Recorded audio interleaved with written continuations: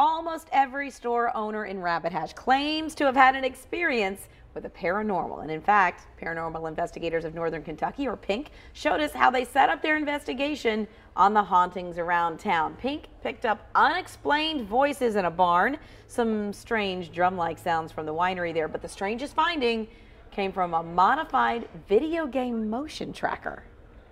One of our investigators was walking through the foyer of the barn, and she paused because she heard a noise, or thought she heard a noise, and there was a stick figure that the camera drew directly behind her. As she turns to see where the noise came from, the stick figure bounds from the floor to the ceiling. On the paranormal beat is WCPO.com digital editor Max Alter. Yeah. All right, so you have covered a lot of this over the years. Yeah. Why is Rabbit Hash like this center of paranormal activity? I think it's just because it's a more than 200-year-old town that's right on the river. I talked to a couple historians that study Rabbit Hash very carefully.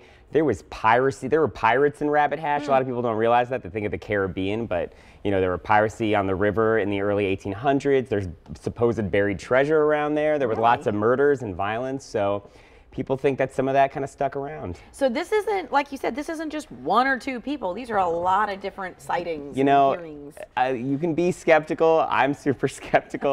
But I go there, and when almost every shop owner, every business owner tells you oh, I have experienced this. My tools fly off the wall. Like the barbecue shop owner there, the Scalded Hog, tells me she sees full-figured apparitions, and she has hears knocks on her barn, on the back of her store when there's nobody else in town, and she doesn't know what's going on. So I don't know.